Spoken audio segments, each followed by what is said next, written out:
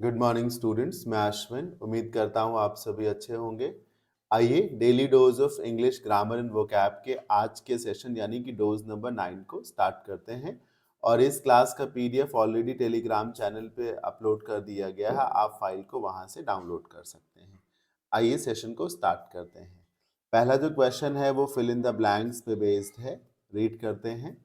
The professor spaced the complex theory using a simple analogy that all students could grasp. Grasp का मतलब हो जाएगा सीखना, और कोई कॉम्प्लेक्स थ्योरी थी जिसे प्रोफेसर ने एक तरीके से स्टूडेंट्स को समझाया था एक सिंपल सी एनालॉगी का यूज करके। एनालॉगी बेसिकली स्टेप्स को कहते हैं जिसके जिसके माध्यम से किसी स्टोरी को समझाया जा सकता है। कुछ स्टेप्स हो सकती हैं, कुछ पिक्चर्स हो सकती हैं।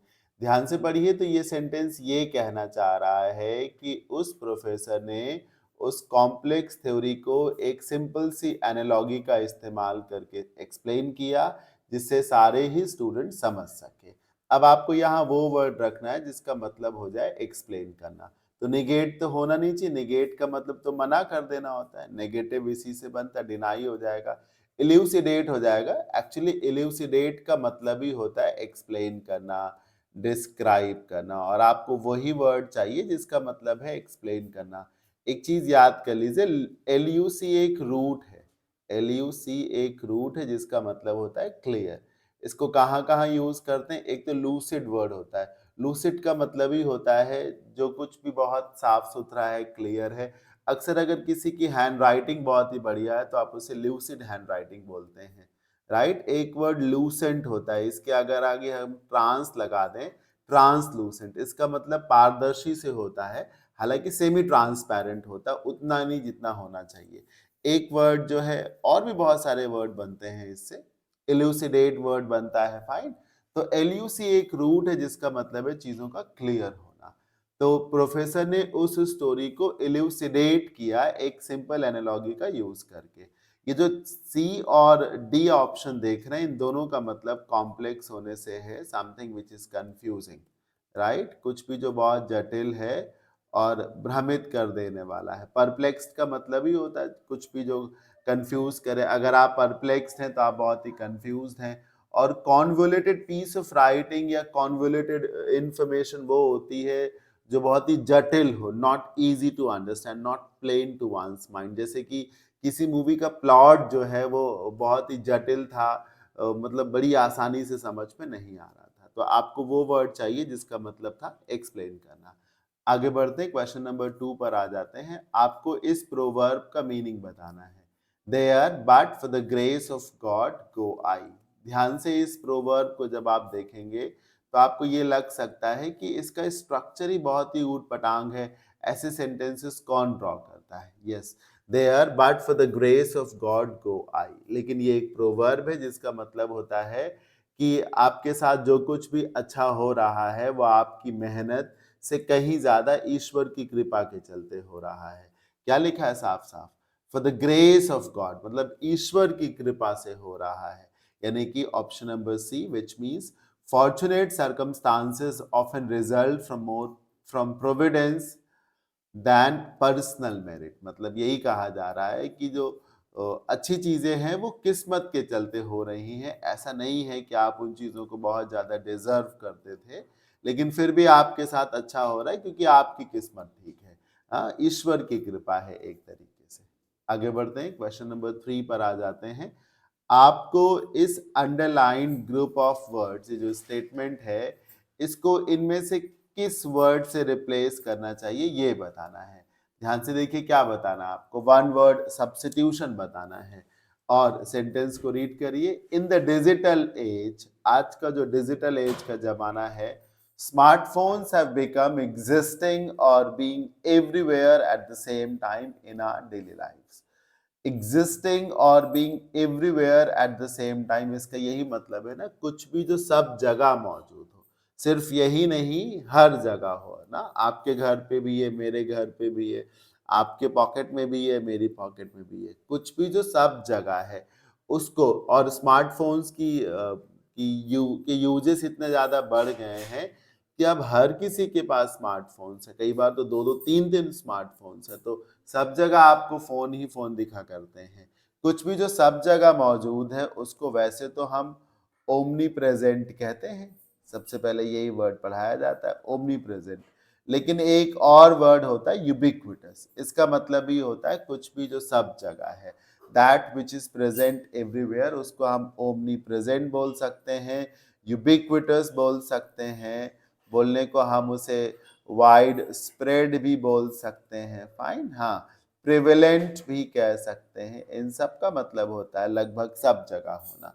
फ्यूगेशियस, फ्यूगेशियस का मतलब है कुछ भी जो मोमेंट्री है, एक तरीके से जो परमानेंट नहीं है, यूं कहो कि टेम्पररी है, फाइन, हाँ, टेम्पररी है, ट्रांजिटरी है, फ्लीटिंग है नेचर से, जो चलता रहेगा, आगे बढ़ता रहेगा, एक ही जगह पर लंबे समय तक रुकेगा नहीं। रिकंडाइट का मतलब है कुछ भी जो बहुत ही कॉम्प्लेक्स है, अभी मैंने पिछली स्लाइड में जो आपको कॉन्वोल्यूटेड वर्ड पढ़ाया है ये इसी का सिनोनिम है। रिकंडाइट का भी यही मतलब होता है, that which is complex, not plain to mind, not easy to understand, जिसे हम आर्केन भी कह सकते हैं, हम इसे सर इसोटेरिक भी बोल सकते हैं, फाइन, रिकंडाइट, कुछ भी जो बहुत ही कॉम्प्लेक्स है, बहुत ही जटिल है, आप इसे इंटेंजल्ड भी बोल सकते हैं, फाइन, हाँ, रिकंडाइट स्टोरीज होती हैं, हाँ, कोई ऐसी कहानी जो समझ में ना आ रही हो आसानी से। इवेनेसेंट का मतलब ही होता है वही जो फ्यूगेशियस का मीनिंग है, यानी कि क्षणभंगुर, जो कुछ भी क्षणिक है, एक तरीके से शॉर्ट लिव्ड इसको कहा जा सकता है, फाइन। तो कुछ भी जो सब जगह मौजूद है उसको हम क्या कहते हैं, यूबिक्विटस कहते हैं, ओमनीप्रेजेंट, वाइड स्प्रेड या फिर प्रिवेलेंट बोलते हैं। आगे बढ़ते हैं, क्वेश्चन नंबर 4 पर आ जाते हैं। क्वेश्चन नंबर 4 में आपको इस स्ट्रक्चर को, इस स्टेटमेंट को रिप्लेस करना है, अगर गलत है तो। Let's have a party some time the next week, चलो पार्टी करते हैं अगले हफ्ते किसी दिन। सम टाइम, सम टाइम्स, ध्यान से देखिए, पहले तो आप सम टाइम और सम टाइम्स के बीच का डिफरेंस समझिए। हाँ, सबसे पहले तो आप सम टाइम्स देखिए, फिर सम टाइम देखिए, और एक ये वाला भी होता है सम टाइम, इसे भी देख लीजिए। सम टाइम में जब एस लग गया तो प्लूरल मानते हुए हम कभी शब्द को 2 बार लिख देते हैं, कभी कभी, प्लूरल है नहीं, मैं आपको एक ट्रिक बता रहा हूँ। सम टाइम में एस लगा and it becomes sometimes, इसको हिंदी में कहते हैं कभी कभी, ये ओकेजनली, फ्रीक्वेंटली का सिनोनिम है। सम टाइम में जब एस नहीं लगा तो एक ही बार कभी लिखिए, और इस कभी का मतलब है कि कभी किसी दिन, पास्ट में कभी या फ्यूचर में कभी, कोई भी घटना जो या तो आने वाले भविष्य में होनी है या गुजरे हुए समय में हो चुकी है, लेकिन ये पता नहीं है कि कब हुई, राइट, ये पता नहीं है कि कब होगी। जैसे कोई कह रहा है कि हाँ तुम चेन्नई जा चुके हो, हाँ मैं गया था, शायद 10-12 साल पहले कभी गया था, एग्जैक्टली याद नहीं, मतलब पास्ट में आप गए थे एट एन अनसर्टेन टाइम, कभी, राइट। जैसे कि कोई कहे कि घर बनवा लो अपना, तो कोई कह रहा हाँ बनवा लेंगे, कभी बनवा भी लेंगे, तो बनवा लेंगे भविष्य में, कभी जरूर बनवा लेंगे, लेकिन कब बनवा लेंगे, नॉट डिसाइडेड। और जब सम और टाइम ये दो अलग अलग वर्ड्स हैं तो इसको आप कह सकते हैं हिंदी में कुछ देर, क्या कह सकते हैं, सम को अलग और टाइम को अलग, कुछ देर, कुछ देर, फॉर सम टाइम मतलब 2-3 मिनट या 10-20 मिनट हो सकता है, fine.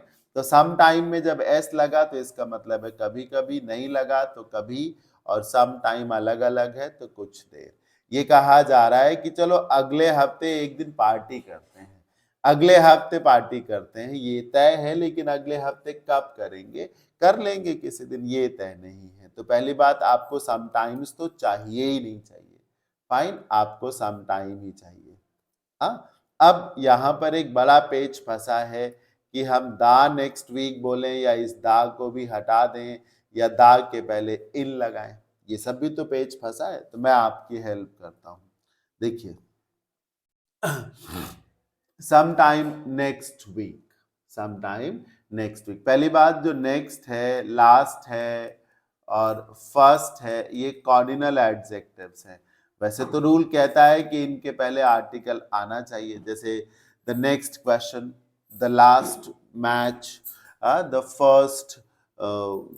First floor of the building, the first chapter of the book, ऐसे होता है। लेकिन एक रूल है, अगर इनको टाइम से बांध दिया जाए, टाइम से बांध दिया जाए, नेक्स्ट ईयर बोला जाए, लास्ट नाइट बोला जाए, सुन रहे हैं ना, first day of the training ऐसे कहा जाए, नेक्स्ट ईयर, ईयर टाइम है, लास्ट नाइट में नाइट टाइम है, first day of the training day time है, तो इनके पहले कोई आर्टिकल नहीं लगता। अगर इनको टाइम से बांध दो तो कोई आर्टिकल नहीं लगता, ठीक है। तो पहले तो आर्टिकल हटा, और फिर एक और रूल है कि इन्हीं वर्ड्स को अगर लगा दिया जाए तो प्रेपोजिशन भी हटा दिया जाता है। हाँ, जैसे नाइट के लिए आप एट नाइट बोलते हो, लेकिन पिछली रात को जब आप लास्ट नाइट बोलोगे तो आप गलती से भी एट लास्ट नाइट नहीं बोलोगे सर, सिर्फ लास्ट नाइट होना चाहिए, राइट। हाँ, इस तरीके से। तो ये बहुत ही शानदार क्वेश्चन था, ऑप्शन नंबर ए होना चाहिए, सम टाइम नेक्स्ट वीक। आगे बढ़ते हैं, ऑफ कलर। कभी कभी आपने किसी को ये कहते हुए सुना है कि आज तुम्हारा चेहरा कुछ उतरा उतरा लग रहा है, बुझे बुझे से लग रहा हो। ऑफ कलर का यही मतलब है कि रंग फीका फीका लग रहा है। हाँ, रंग अगर बहुत ब्राइट है तो उसका मतलब है कि आदमी ऊर्जा से भरा हुआ है, और अगर कोई बंदा ऑफ कलर है यानी कि बुझा बुझा लग रहा है तो इसका मतलब है कि वो हल्का फुल्का बीमार है। इसको ऑप्शन नंबर सी बोलेंगे, स्लाइटली इल और अनवेल, थोड़ा बहुत बीमार होना, ज्यादा नहीं। इस इडियम ऑफ कलर का क्या मीनिंग है, when somebody is slightly ill or unwell, थोड़ा बहुत बीमार होना। नंबर 6 पर आ जाते हैं, ये क्वेश्चन स्पॉटिंग एरर से है, पढ़िए। If the economy fails this year, ध्यान से देखिए, आपने ईयर के आगे जब दिस लगाया तो कहीं इन लगाया, वही नेक्स्ट है, लास्ट है, फर्स्ट है, दिस है, दैट है, ईच है, एवरी है, इन सबके केस में कोई प्रेपोजिशन नहीं लगता। जैसे सुबह के लिए वैसे क्या बनाया गया है, इन द मॉर्निंग बनाया गया है, लेकिन आप रोज सुबह की बात करो, रोज सुबह की बात करो। कोई कहे कि मैं रोज सुबह सूरज उगने से पहले उठ जाता हूं, every morning I get up before sunrise. So every morning के आगे आप कोई प्रेपोजिशन लगेगा, क्यों, दिस है, दैट है, नेक्स्ट है, लास्ट है, प्रीवियस है, ईच है, एवरी है, ये सब आ जाए तो जो वीक है, जो डे है, जो ईयर है, इवन संडे, मंडे, जनवरी, फरवरी, कोई प्रेपोजिशन नहीं लगेगा। समझ रहे हैं, जैसे कोई कहे संडे को फ्री हो क्या, तो are you free on Sunday, लेकिन कोई कहे इस संडे फ्री हो क्या, तब सेंटेंस बनेगा are you free this Sunday, ये नहीं are you free on this Sunday, अब ऑन नहीं लगेगा, फाइन। तो खैर यहाँ ये एरर भी नहीं है, पीछे थी तो मैंने सोचा आपको फिर से बता दूं। If the economy fails this year, it will reflect badly about the government, नहीं होता, on the government, reflect on someone, ये prepositional phrase है, reflect on someone, reflect on you, reflect on the government, reflect on the society, fine। हाँ, जैसे कहा जाए कि अगर अपराध हो रहा है तो ये समाज की बहुत ही गंदी इमेज को दिखाया जा रहा है, it's reflecting very badly on the government, right. हाँ, कुछ अच्छा हो रहा है तो reflecting positively on the society, तो आपको ऑन हटा देना चाहिए, सॉरी अबाउट हटा करके उसके प्लेस पे क्या लगाना चाहिए, ऑन, यानी ऑप्शन नंबर बी इसका सही जवाब है। नंबर 7 पर आ जाइए, आपको डायरेक्ट इनडायरेक्ट स्पीच में जाना है। ये सेंटेंस है, पढ़िए, mother asked Rubani if she was sorry for what she has done. ध्यान से देखिए, कंजंक्शन इफ आ गया, यानी कि ये इनडायरेक्ट स्पीच है। पहली बात, डायरेक्ट स्पीच होती तो कॉमा इन्वर्टेड कॉमा लगा होता, कहाँ लगा है, तो इनडायरेक्ट स्पीच है, यानी कि आपको इनडायरेक्ट से डायरेक्ट में लौटना है, पीछे अगर पास्ट में है तो प्रेजेंट में लौट आना है। दूसरी बात, इस इफ के लगे होने से ये भी क्लियर हो रहा है कि ये एक इंटरोगेटिव सेंटेंस है, क्योंकि इंटरोगेटिव सेंटेंस में ही कनेक्टर में इफ या कभी कभी वेदर आता है, और यहाँ आस्क लगा भी है। डायरेक्ट स्पीच में लौटिए तो सबसे पहले तो आस्क को सेड टू करिए, फिर रूबानी नाम के ऑब्जेक्ट को जोड़िए, मदर सेड टू रूबानी, फिर कॉमा इन्वर्टेड कॉमा, और ये जो वॉज सॉरी है, वॉज जब मैंने आपसे कहा कि आप ऑलरेडी इनडायरेक्ट स्पीच में हैं, तो डायरेक्ट स्पीच में जाना नहीं होता, लौटना होता है, विच मीन्स कि वॉज वर्ब को आपको किससे रिप्लेस करना पड़ सकता है, इज एम आर से। तो आपको शी मतलब रुबानी, रुबानी के लिए अब यू लगाओ, तो आर यू सॉरी हो गया sir, are you sorry for what you have done, बस यही हो जाएगा। शी डिड नहीं होगा, शी क्यों होगा, जब यू और शी मतलब एक तरीके से माफी कौन मांग रहा है, तुम, और गलत भी किसने किया, तुमने किया। Are you sorry for what you have done, क्या तुमने जो कुछ भी किया उसके लिए तुम शर्मिंदा हो, किसने किया, तुमने किया, शर्मिंदा हुई कौन हो, तुम शर्मिंदा हो, तो दोनों तरफ आपको यू लगाना चाहिए, ठीक है ना।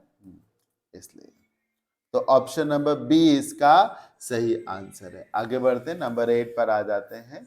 आपको बताना है डाइवर्स इन कैरेक्टर और कंटेंट, इसको वन वर्ड में क्या कहते हैं। कुछ भी जो चरित्र में, स्वभाव में, लक्षणों में, सामग्री में भिन्न भिन्न प्रकार का, डाइवर्स हो एक तरीके से, उसको ट्रांसपेरेंट तो बोलते नहीं सर, ट्रांसपेरेंट तो उन चीजों को बोलते हैं जो पारदर्शी हो। हिट्रोजीनियस में और होमोजीनियस में, होमोजीनियस तो बोलेंगे नहीं, क्योंकि होमोजीनियस को हिंदी में सजातीय कहा जाता है, of the same caste, of the same creed, of the same quality, of the same nature, same type. Heterogeneous को लेकिन हिंदी में विषम जातीय कहा जाता है, विषम जाति यानी अलग अलग प्रकार का। क्या लिखा है, डाइवर्स इन कैरेक्टर और कंटेंट, मतलब जो सामग्री में अलग अलग हो, तो हिट्रोजीनियस ही हो जाएगा। ओपेक का मतलब तो अस्पष्ट होता है, जिससे कुछ दिखता भी नहीं। फाइन, तो कुछ भी जो स्वभाव में, चरित्र में, सामग्री में भिन्न भिन्न प्रकार का हो, उसे आप हिट्रोजीनियस बोलते हैं। आगे बढ़ते हैं, क्वेश्चन नंबर 9 पर आ जाते हैं, और यहाँ पर आपको एक इडियम दिया गया, टेक अ रेन चेक। इसका आपको सही मीनिंग बताना है। टेक अ रेन चेक, इसका मतलब होता है किसी काम को आज की जगह कल पे टाल देना, उसे पोस्टपोन कर देना, डिले कर देना, लेकिन बहुत ही पोलाइट टोन में ये बात बोलना कि चलो इस काम को कर ले, कम कर ले, कल कर लेते हैं, ठीक। इस यानी कि आप अपने टास्क को, जॉब को, ड्यूटी को डिले कर रहे हो, पोस्टपोन कर रहे हो, तो ये तो हो गया इसका मीनिंग। अब आती है बात कि इसके मीनिंग को हम याद कैसे करें।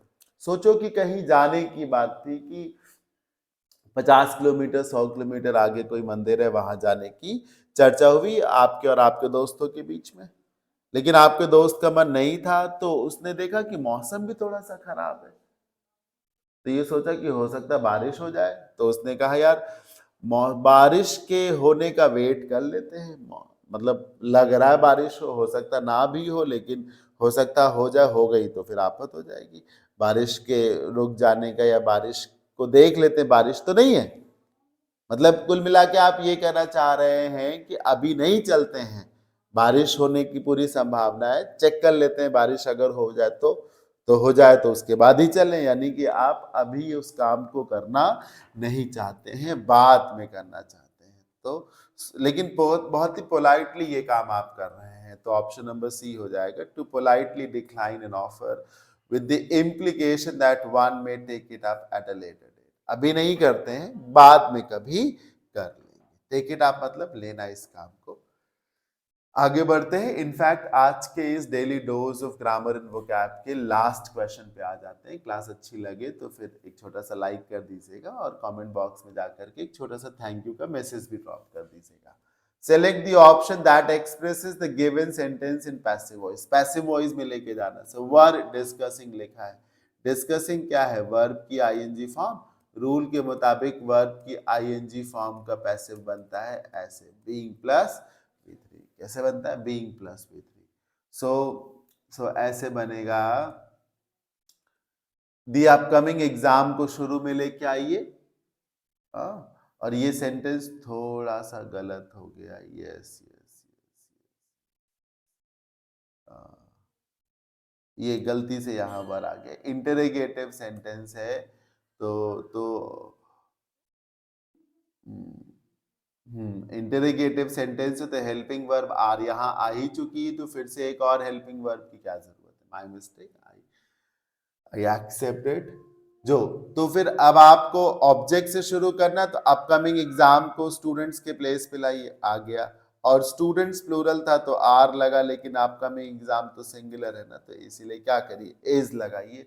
और जैसा कि मैंने आपसे बोला कि डिस्कसिंग आईएनजी फॉर्म है जिसका पैसिव बीइंग प्लस V3 से होता है, तो बीइंग डिस्कस्ड हो जाएगा, ठीक है। और कौन डिस्कस कर रहा है, स्टूडेंट्स, तो बाय द स्टूडेंट्स, कहां पर, इन द लाइब्रेरी, तो इन द लाइब्रेरी हो गया, ऑप्शन नंबर डी हो जाएगा, ठीक है। पहले ऑब्जेक्ट ले आइए अपकमिंग एग्जाम, उसके पहले हेल्पिंग वर्ब लगाइए इज, उसके बाद जो डिस्कसिंग आईएनजी फॉर्म है मेन वर्ब की आईएनजी फॉर्म, उसको बीइंग प्लस V3 कर दीजिए, ठीक है। आज की क्लास यहीं तक। मुझे उम्मीद है आपको ये 10 मिसलिनियस क्वेश्चंस ग्रामर और वोकैब के जरूर समझ में आ गए होंगे। क्लास अच्छी लगी हो तो इसे लाइक करिएगा, चैनल पे नए हो तो सब्सक्राइब जरूर कर लीजिएगा। प्लस आज की क्लास का PDF टेलीग्राम चैनल पे ऑलरेडी अपलोडेड है, हमारे ही इंस्टीट्यूट के टेलीग्राम चैनल पे ऑलरेडी अपलोडेड है, आप वहां से डाउनलोड कर सकते हैं। Thank you.